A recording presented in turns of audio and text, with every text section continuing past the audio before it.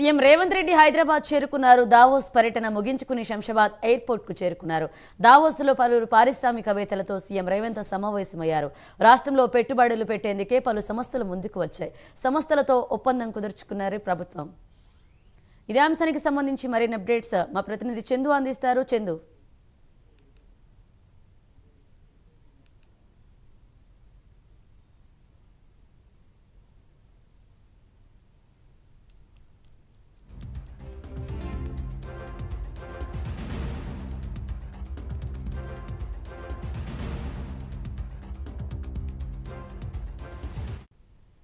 CM Revanth Reddy Hyderabad చేరుకున్నారు. Davos పర్యటన ముగించుకుని శంషాబాద్ ఎయిర్పోర్ట్ కు చేరుకున్నారు. దావోస్లో పలువురు పారిశ్రామికవేత్తలతో సీఎం రేవంత్ సమావేశమయ్యారు.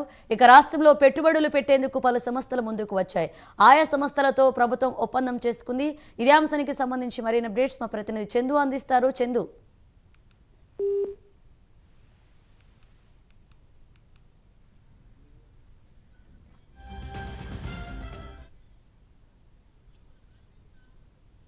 మనీషా మరి రేవంత్ రెడ్డి ఇప్పటికే శంషాబాద్ ఎయిర్పోర్ట్ కు చేరుకున్నారు. ముఖ్యంగా దావోస్ పర్యటన, సింగపూర్ పర్యటన విజయవంతంగా పూర్తి చేసుకుని ఆయన రేవంత్ రెడ్డి బృందం కూడా ఎయిర్పోర్ట్ కు చేరుకుంది. ఇప్పటికే అక్కడ కాంగ్రెస్ నేతలు పెద్ద ఎత్తున ఘన స్వాగతం పలికారు. ముఖ్యంగా చూసినట్టయితే దాదాపు 1,78,950 కోట్ల పెట్టుబడులు తెలంగాణ రాష్ట్రానికి తీసుకొచ్చారు.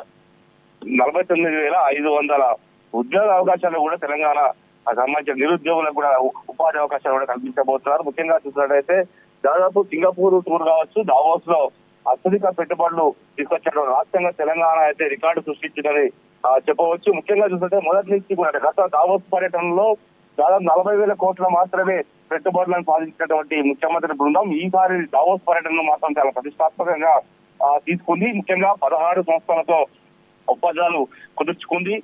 గత ఏడాదితో పోలిస్తే 4 రెట్ల నుంచి పెట్టుబడులు కూడా సాధించింది. ముఖ్యంగా చూసినట్టయితే దావోస్ వేదికలో మాత్రం ఈసారి తెలంగాణ అందరి దృష్టిని ఆకర్షించింది. ముఖ్యంగా తెలంగాణ రైజింగ్ బృందం తెలంగాణ పెవిలియన్ పేరిట దావోస్ లో ఏర్పాటు చేసినటువంటి ఆ పెవిలియన్ కూడా చాలా ఆకట్టుకునేటువంటి విధంగా పారిశ్రామికవేత్తలను కూడా చాలా ఆకర్షించింది. ముఖ్యంగా ఫ్యూచర్ సిటీ అభివృద్ధికి రాష్ట్ర ప్రభుత్వం ప్రాధాన్యత ఇవ్వడం, అదేవిధంగా ప్రపంచ పారిశ్రామికవేత్తలను అమితంగా కూడా ఆకట్టుకుంది. దీంతో పాటు young India skill university, regional ring road నిర్మాణం, మెట్రో విస్తరణకు ప్రభుత్వం ఎంచుకున్నటువంటి భవిష్యత్తు ప్రణాళిక పెట్టుబడులకు చాలా దోహదం అయితే చేశాయి. ముఖ్యంగా చూసినట్టయితే రాష్ట్ర ప్రభుత్వం ఎంచుకున్నటువంటి Telangana rising 2050 vision game changer గా కూడా నిలిచినట్టుగా కూడా మనకు ప్రభుత్వ వర్గాలు చెప్తున్నాయి. ఎందుకంటే హైదరాబాద్ ముఖ్యంగా పర్యావరణానికి అనుకూలంగా ఉన్నటువంటి నగరం కావడంతో పెట్టుబడులు పెద్ద ఎత్తున హైదరాబాద్ వైపు వస్తున్నట్టుగా కూడా మనకు తెలుస్తోంది. ముఖ్యంగా రాష్ట్ర ప్రభుత్వం అమలు చేస్తున్నటువంటి పారిశ్రామిక విధానంతో పాటు clean and green energy policy ప్రపంచ పారిశ్రామికవేత్తల దృష్టిని అయితే ఆకర్షించే విధంగా ముఖ్యమంత్రి రేవంత్ రెడ్డి బృందం అక్కడ ప్రయత్నించింది. అందులో భాగంగానే పెట్టుబడులను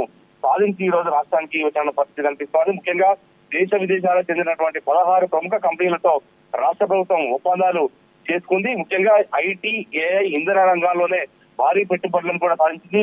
ఒక సన్ గ్రూప్ మాత్రమే 60,000 అమెజాన్ 60,000 కోట్ల పెట్టుబడులు ఒక అమెజాన్ సంస్థనే పెట్టింది. మరో గ్రూప్ 40,000 కోట్ల పెట్టుబడులను పెట్టింది. ఇలా పెద్ద ఎత్తున పెట్టుబడులు మాత్రం రాష్ట్రానికి తీసుకురావడంతో ముఖ్యమంత్రి రేవంత్ రెడ్డి బృందానికి అయితే చాలా ఘన స్వాగతం అయితే లభించింది శంషాబాద్ ఎయిర్పోర్ట్ లో. Anusha, right, thank you Chandu.